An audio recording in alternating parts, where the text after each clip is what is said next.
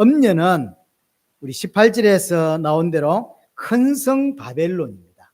바벨론을 의미합니다. 이 바벨론은 뭐냐? 음녀는 뭐냐? 이 땅의 경제, 사회, 문화, 예술, 사람들의 생각과 사상 전체를 다 쥐고 있는 어떤 제도, 시스템을 말합니다.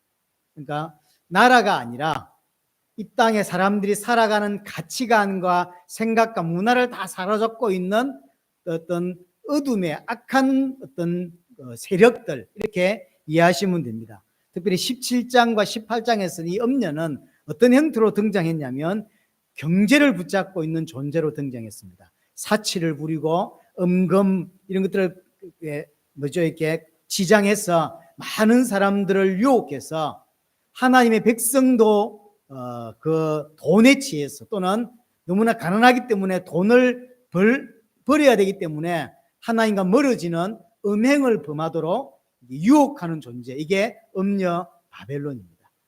하나님 믿지 않는 사람은 100% 경제 때문에 경제의 기준을 맞추어 살 수밖에 없고 이 음녀의 미혹에 빠질 수밖에 없죠. 그래서 음녀가 준 포도주에 취했다라고 이야기합니다. 그래서 전 세상은 음녀가 준 포도주, 쉽게 말하면 돈이라고 하는 이 가치관에 전부 다 사로잡을 수밖에 없고요, 마음을 빼앗길 수밖에 없다라고 하는 게 17장에서 우리에게 보여주는 내용들입니다. 이 음녀가 지금 뭘 타고 있냐면 7산 위에 앉아 있다라고 했습니다. 7산은 7 왕이고 7 임금이라고 그랬죠. 7 임금은 이 짐승인데, 이 짐승은 세상에 힘을 가지고, 세상의 나라와 권력을 가지고 힘을 가지고 있는 존재, 또 왕들로 아주 이런 이런 사람들로 많이 등장했죠. 왕이 아니더라도 자신이 왕적인 힘을 가지고 살아가는, 하나님을 대적하는 존재를 짐승이라고 합니다. 그 짐승이 10왕으로 또는 10뿔로 7산으로 설명이 되어졌습니다. 이 음녀가 이 모든 왕들 위에 왕들을 위해 타고 있었죠. 전 세계 왕들, 모든 불신자들 위해 사로잡고 있었습니다. 이 둘은 운명 공동체였어요. 그래서 음녀가 전 세계를 장악하는데 이 짐승이 함께 힘을 합쳐서 세상을 망가뜨리고 파괴시키는 일을 했습니다. 그래서 이 왜금 짐승은 음녀를 따랐냐 할 때, 음녀가 가져다 주는 경제, 이런 문화, 이런 사람들의 생각들이, 이 임금들 또한 그걸 갖고 싶었기 때문이죠. 그래서 이 짐승 또한 10뿔로 표현되어 있고 7뿔로 표현되어 있는 이 짐승들 또한 음녀와 함께 세계를 장악하고 있는 모습이거든요. 근데 오늘 여러분들 읽으시면서 놀랐겠지만, 16절에서 놀랐겠지만, 음녀를 따랐던 짐승이 갑자기 음녀를 대적하고 죽이는 일이 벌어지게 되죠. 둘은 원래 운명 공동체와 같은 거였죠.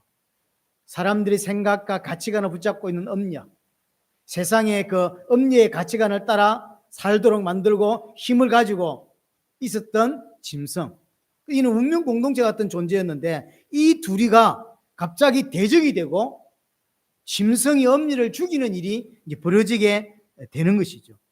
이 음녀가 원래 세계를 다 장악하고 있었죠. 오늘 10몇 절이죠. 15절에도 보니까 내게 말하되 네가 본 바 음녀가 앉아있는 물, 앉아있단 말은 왕권을 이야기하는 거거든요.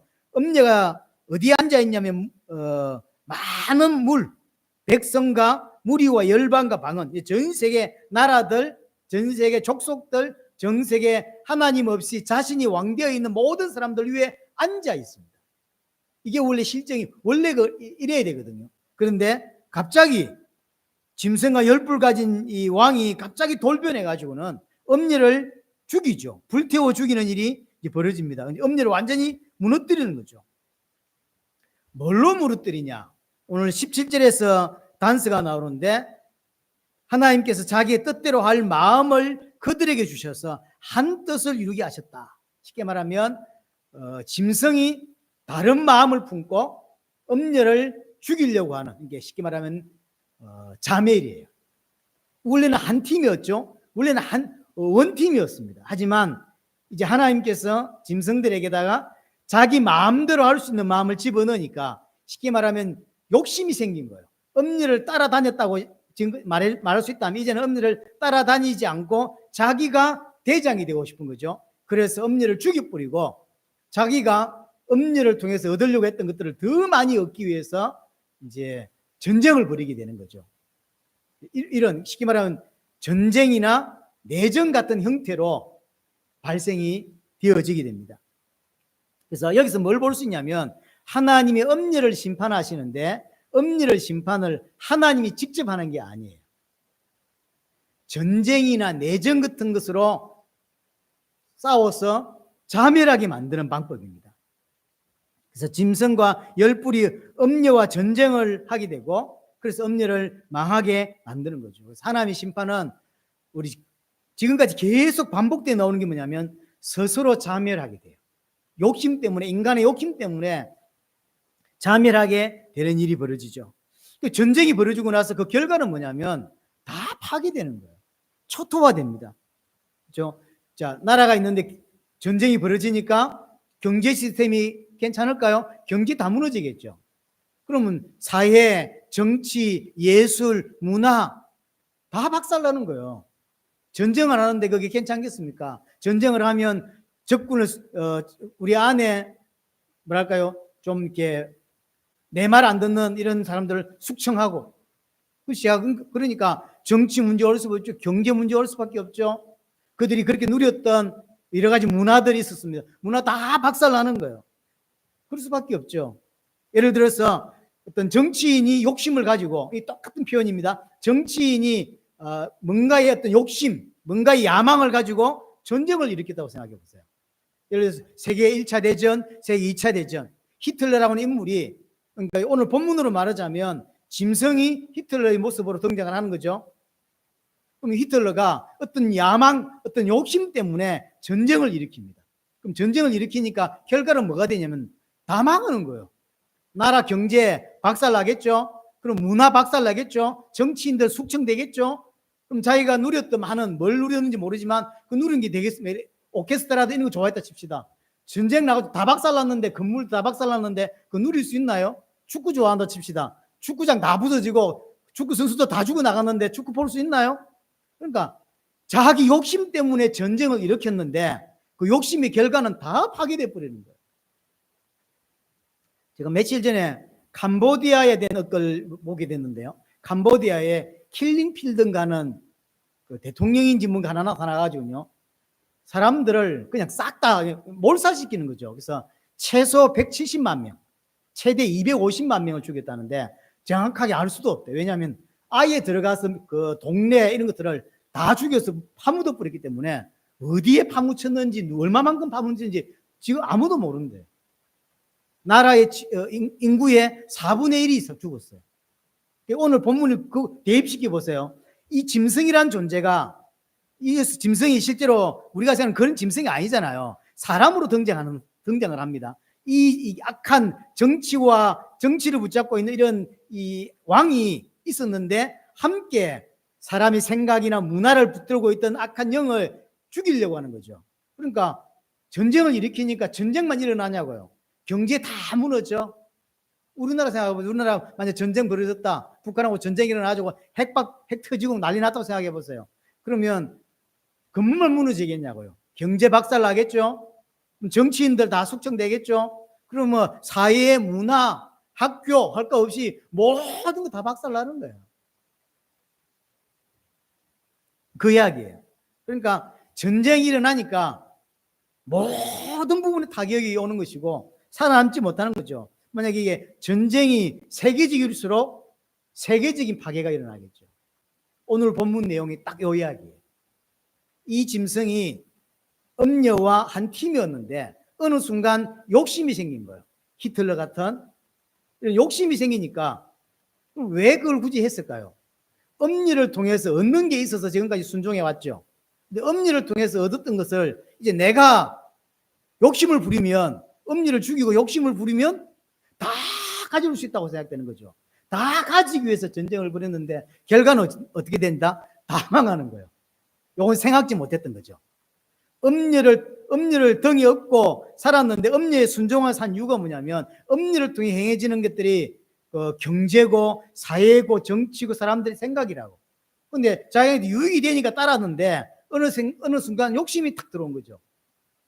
음료를 내가 따라다닐 필요가 없다 이 생각이 들었겠죠. 그러니까 음료를 죽이고 자기가 대장이 되고 음료를 통해 얻으려고 했던 것을 극대화시키기 위해서 전쟁을 벌였는데 전쟁의 결과는 자기가 예상치 못했던 결과가 나타나요.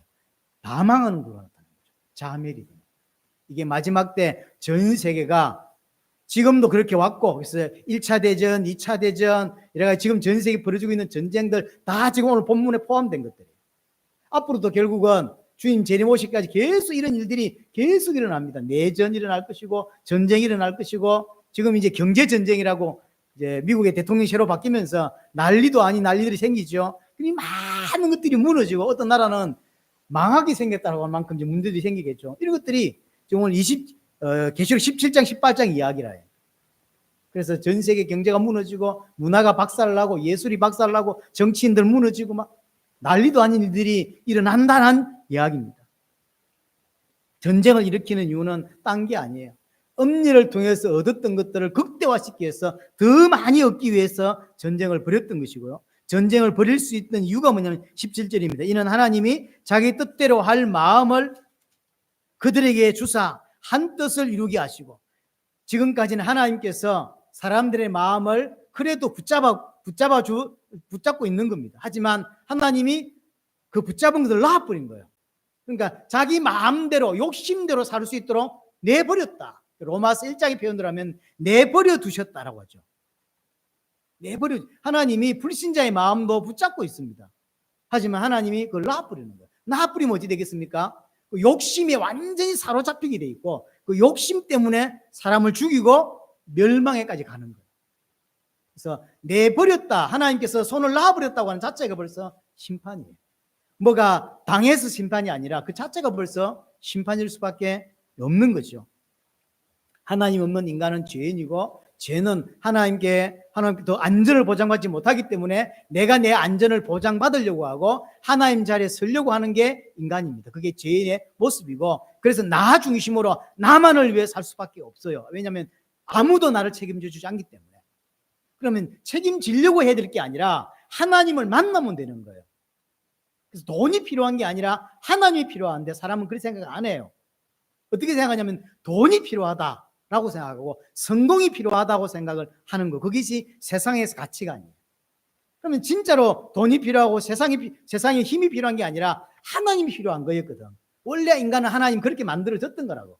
근데 그 생각을 인간이 못합니다. 그래서 하나님 떠난 인간의 모습은 나만을 위해 살 수밖에 없고 나를 위해서 존재할 수밖에 없어요. 그래서 욕심을 부리는 거고 그 욕심의 결과는 자멸로 가는 것입니다. 그래서 하나님이 손을 놔버리니까 오늘 본문 말한 대로 자기 뜻대로 할 마음을 그냥 주셔버리는 거예요. 그러니까 짐승과 열왕이 엄니를 따랐는데 짐승과 열왕이 오늘 뭐라고 했냐, 한 뜻을 이루어 이 짐승과 열뿔 가진 이 왕들이 아예 하나가 돼가지고는 엄니를 죽이는 일.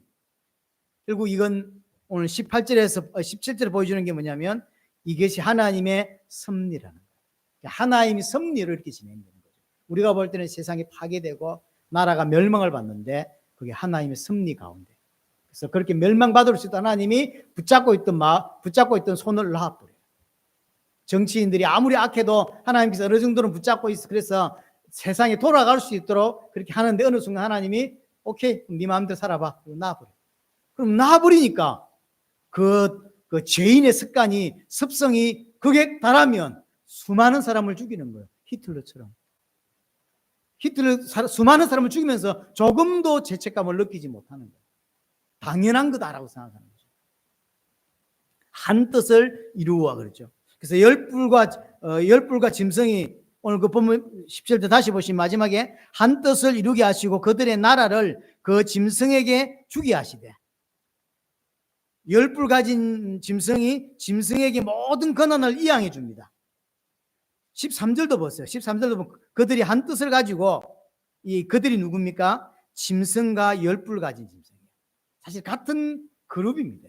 하지만 이 짐승은 머리가 7이고 뿌리열이었죠. 나누었어. 이게 같은 존재지만 좀 설명을 따로 하고 있습니다. 하여튼 이 짐승과 열뿔 가진 왕이 한 마음을 먹고 13절 다시 자기의 능력과 권세를 짐승에게 줍니다. 그래서 이 짐승이 엄녀를 죽이는 일을 하게 되는 거죠. 모든 권한을 짐승에게 이양시켜서 이 짐승으로 하여금 엄녀를 죽이는 일을 하게 되는 것이죠.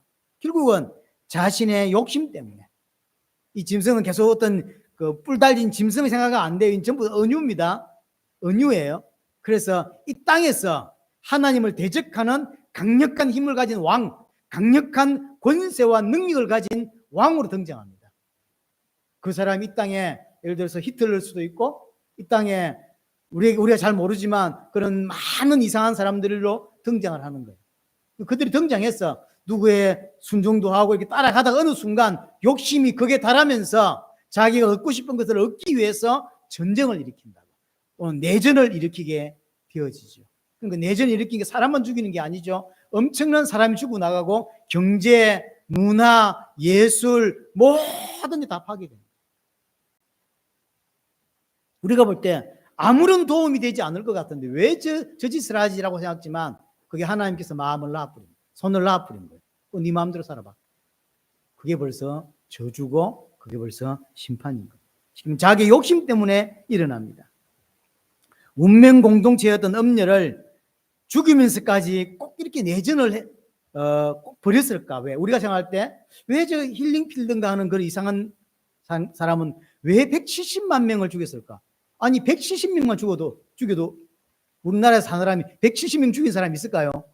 없어요. 근데 그 이상한 놈은 170만 명을 죽였대요. 그게 말이 됩니까? 왜 그랬을까 말이야. 왜 그랬을까요?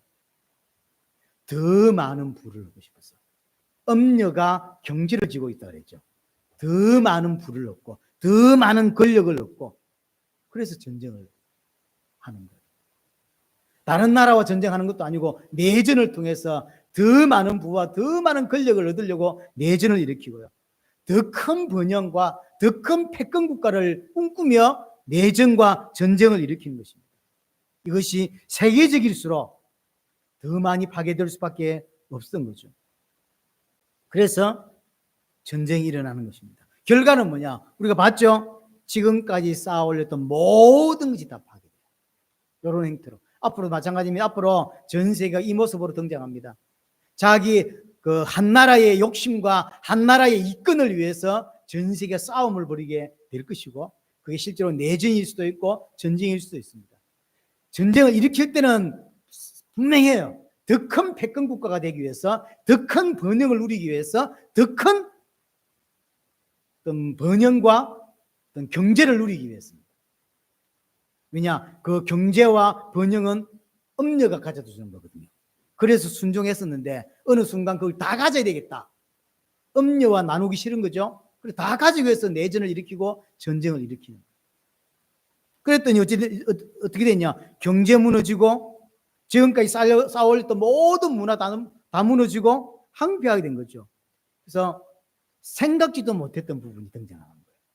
처음 생각할 때는 반대하는 저 민족만 처리하면 다 내 것이 되고 그럼 우리나라가 이 정도 부강할 거고 그럼 어느 순간 우리 아시아권의 최고 패권 국가가 될 것 같고 이거 키우면 전 세계에 가장 뛰어난 패권 국가가 될 수 있겠다라는 이런 욕심이 들어온 거죠.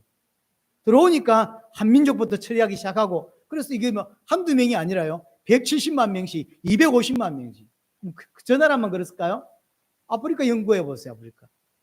아프리카 사역 때문에 이리저리 공부를 좀 해본 적이 있었는데 아프리카 나라 중에서 전쟁 내전이 없는 나라 단 한 나라도 없어요. 그렇죠? 유럽도 보세요. 우리가 어릴 때 축구를 참 잘했던 나라 중에 하나가 유고라고 하는 나라였죠. 그 유고가 각각 많이 떨어졌단 말이에요, 이렇게. 그래서 지금은 이제 그 유고에서 공 잘 차는 나라가 몇 개 없어져 버렸는데, 거기 이제 보스니아니 이런 나라들 이름 다 너무 길어서 제가 다 외우지도 못하는 이 나라들. 제가 보면서 가장 안타깝던 게 뭐냐면, 원래 이게 한 나라였단 말이에요. 근데 이제 우리나라 따지면 전라도 사람, 경상도 사람 요 정도 차이였어요. 그래서 이제 전라도 사람과 경상 사람이 결혼할 수 있잖아요. 전화로도 그렇게 한 거죠. 그런데 이쪽 A라고 하는 지역에서 실권을 잡으니까 비민족들을 숙청하기 시작해요. 나라에서 도끼를 나눠주더라고요. 나 그런 나라 처음 봤어요. 나라에서 아예 도끼를 나눠줘서 다 죽이게 만들어요. 내가 뭘 봤냐면 와이프가 바로 민족이었어요. 그러니까 와이프를 끄집어내가지고 목을 치더라고, 남편이. 자, 그럼 그 다음 날은 이쪽에서 득세했죠. 그러니까 이쪽에 가만히 있겠습니까? 이쪽에 또 그 다음 날 이쪽에서 등장해가지고 도끼 들고 나와서 또 다 때려 죽여요. 자식은 섞였다고 또 때려 죽여요. 이래가지고 몇 달 동안 내전을 일으키는데, 유럽도 보통이 아니더라고요. 전 세계가 마찬가지. 그래서 오늘 17장, 18장 자세히 보면 이 내용이라니까요. 사상과 문화를 가지고 있고, 근데 거기에 반대로 정치를 가지고 있고 힘을 가지고 있는 자가 붙는 거예요. 그래서 이렇게 싸우고 저렇게 싸워서 다 죽어나가는 거죠. 그게 심판입니다. 근데 그렇게 하면 큰 이득을 얻을 줄 알았는데 이렇게까지 망할 줄 몰랐던 거죠. 나중에 18장 19절에 보시면, 19절을 한번 보세요. 18장 19절에 보시면 뒷글을 자기 머리에 뿌리며 울며 애통하여 외쳐 이르되 하이토다 하이토다 이 큰 성이여. 이 이야기 다음 주에 제가 다음 주나 다다음 주 설명을 하겠습니다만, 울고 불고 15절에 보면요, 바벨론 멸망으로 인해 울고 애통하는 사람들이 막 생겨요. 왜 울고 애통할까요? 이렇게 될 줄 몰랐어요.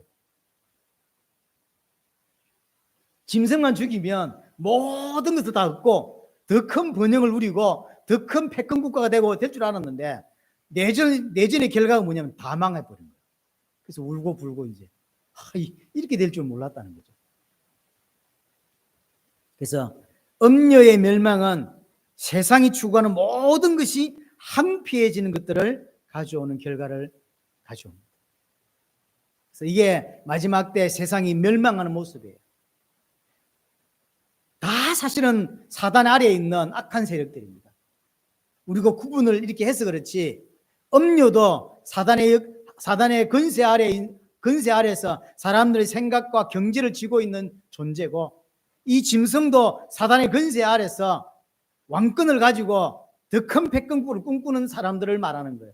이 둘이 붙어가지고 내전을 일으켜서 나라가 다 망하게 된다는 거예요. 이게 마지막 때 주님이 마지막 종말에 직전에 일어날 많은 일들입니다. 지금까지 일어났죠? 앞으로 일어납니다. 앞으로 마찬가지. 이게 하나님의 심판입니다. 다 망하는 거예요. 심판의 방식은 자멸입니다. 인간의 욕심 때문에 저걸 더 가져야 되겠다. 지금은 내가 한 달에 1억을 벌 수 있었는데 저거를 하면 한 달에 100억을 벌 수 있겠다는 생각, 욕심 때문에 그 전쟁을 일으키게 되고, 일으킨 결과가 100억이거나 아니면 최소한 50억을 벌여야 되는데 다 망하는 결과를 가져와 버려요. 그렇게 될 줄 몰랐던 거죠. 그래서 이건 전부 다 인간의 욕심 때문에 일어납니다. 그래서 성경은 탐심은 우상 숭배고 우상 숭배는 3, 4대가 망한다고 정확하게 하나님 말씀해 주고 있는 거예요. 그래서 탐심이 얼마나 무서운 것인지, 하나님이 있어야 되는데 하나님 말고 다른 것을 더 구하고 다른 것을 욕심내는 탐심이 얼마나 무서운 것인지를 우리에게 교훈으로 주고 있는 것들입니다. 이게 역사에서 하나님께서 주시는 교훈입니다. 엄청난 힘과 권력을 가진 존재가 나타난 이후에 어찌 되죠? 다 분열됩니다. 애굽이라는 나라가 전 세계를 통치했습니다. 오래 갑니까? 안 가요. 몇백 년 못 갑니다. 다 무너져요. 그렇죠? 전 세계 뛰어난 사람들 중에 일일로 딱 정리했을 때 최고의 강력한 왕을 뽑으라고 그러면 알렉산더를 뽑는다고 하죠, 사람들은. 누군지 알 수 없지, 뭐 알렉산더가 더 대단할지. 하지만 알렉산더가 20대에 세계를 제패했으니까. 인도까지 왔잖아요. 근데 32살에 요절하거든요. 우리가 볼 때는 20몇 살에. 그래서 사실 그 알렉산더 아버지도 뛰어난 그 노예로 가 있다가 왕이 된 인물이란 말이에요. 뛰어난 인물이에요.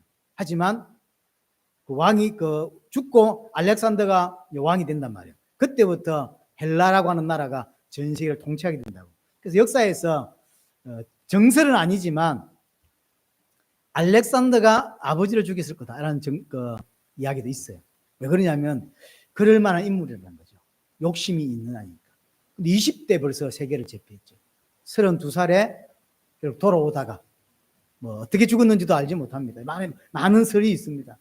황투병일 거다, 아니면 다른 나라에서 오래 살았기 때문에 여러 가지 병 걸려가지고 죽었을 거다, 뭐 이렇게 이야기하는데, 여하튼 32살에 전세를 제패하고 죽고 나니까 되니까 4사람이 나라를 다 나눠 먹었죠. 그럼 4살에 나눠 먹은 나라가 오래 갔습니까? 몇백 년 만에 다 망했죠.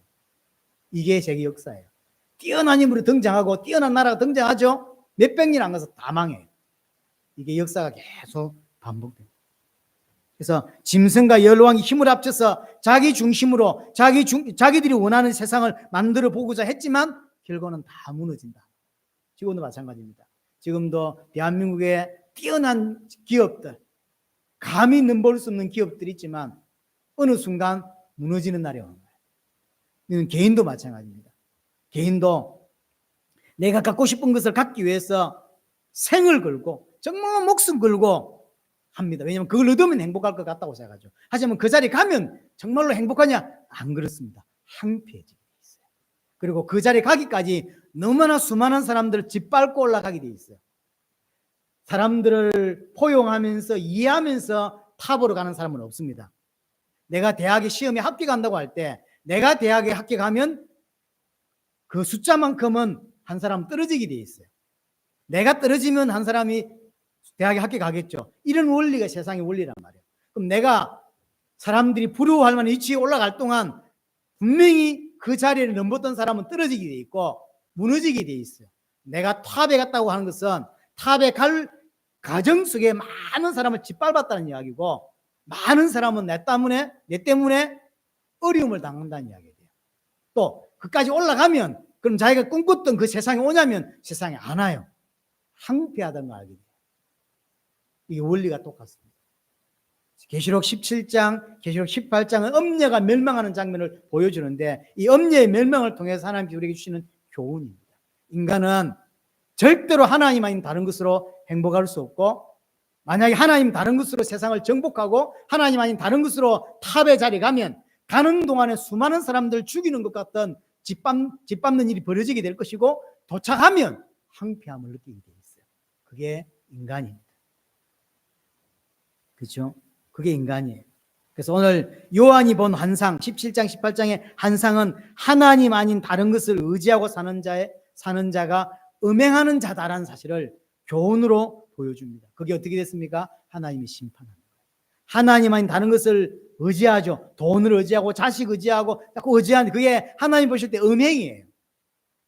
그걸 하나님께서 심판하십니다. 자, 오늘 14절이 여러분들 이렇게 여러 번 읽어보시면 이해하실 건데, 읽다가 14절이 약간 애매했어요. 14절 빼고 읽으면 18절까지가 하나의 이야기예요. 14절은 생뚱맞게 약간 애매한 이야기가 던져요. 14절, 그들이 어린 양과 더불어 싸우려니와 어린 양은 만주해 주시오 만왕의 왕이심으로 그들이 이기실 터이요. 그러니까 어린 양과 짐승 10뿔 가진 자들이 싸우는 싸움이란 말이에요. 이게 뭐냐면 아마겟돈 전쟁입니다. 우리 16장 18절에서 아마겟돈 단어가 나왔고, 그거 보세요. 16절 보세요. 새 영이, 이 새 영은 개구리 영이라 그랬고 더러운 영이라 그랬죠. 히브리어로 아마겟돈이라 하는 것으로 왕들을 모으더라. 이 새 영이, 이 더러운 영이 아마겟돈이라고 하는 자리로 전 세계 왕들을 끌어모았죠. 왜 모았냐면 어린 양과 전쟁하려고. 이게 아마겟돈입니다. 그래서 지금도 아마겟돈 전쟁이 일어나고 있는 것이고요. 종말론적으로 마지막에 주의 재림으로 통해서 일어난 전쟁을 또한 아마겟돈이라고 합니다. 그럼 이 내용은 오늘 17장 14절 이 내용은 나중에 19장에 가보시면 19장 11절부터 전쟁하는 내용이 나오면 이게 아마겟돈 전쟁입니다. 실제적인. 그러니까 우리 지금 역사에서도 상징적으로 아마겟돈 전쟁이 일어나고 있는 거고요. 상징이 아니라 실제로도 어린 양 예수 그리스도와 마지막에 모든 흑암과 이 사단의 세력이 싸우는 아마겟돈 전쟁이 일어납니다. 그 아마겟돈 전쟁은 19장 11절부터 설명되어 있습니다. 그건 다음에 설명을 하겠습니다. 근데 오늘 14절이 약간 생뚱맞게 들어갔다고, 이게 빼면 훨씬 오늘 내용이 더 이게 좋은데, 일이 된 이유는 잘 모르겠습니다. 내가 안 썼으니까. 그래서 많은 신학자들이 중간에 다 써놓고 요한이 넣었거나 아니면 후대 중에서 삽입시킨 게 아니고 필요했어.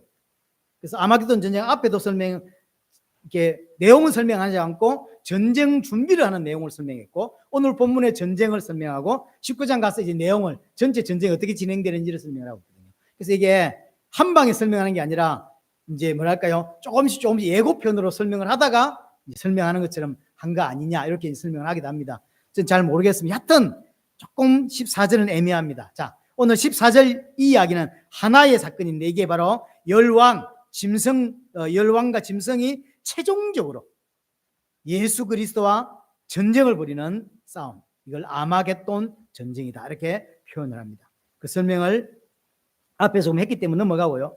근데 이제 결론이 뭐냐면 14절에 보시면 이 전쟁에서 어린 양이 이겨요. 당연하겠죠. 그래서 어린 양을 설명합니다. 어린 양은 만주의 주고 만왕의 왕이기 때문에 당연히 전쟁을 어렵지 않게 이기죠. 싸움이 안 되는 거죠. 근데 어린 양은 어떻게 이겼냐는 거죠. 그리고 만왕의 왕이고 만주의 주인데 왜 어린 양으로 표현하냐고. 십자가 지고 부활한 데가 언젠데 아직도 어린 양이냔 말이에요. 어린 양은 어떻게 이기죠? 십자가와 부활로 이겨요. 그래서 예수님의 세상을 이기는 방식이 뭐냐면 십자가의 죽음을 통해 세상을 이긴다고. 그래서 우리는 십자가가 능력이라고 표현하잖아요. 세상을 이기는 방법이 뭐냐면 십자가입니다. 만왕의 왕이신 분이 죽기까지 순종하면서 십자가의 죽음으로 세상을 이겼습니다. 이게 하나님이 이 땅에서 행하시는 전쟁의 모습이에요. 예수님은 자신을 죽이는 자들의 죄를 죽음을 통하여 해결하시고 그들을 살리셨죠.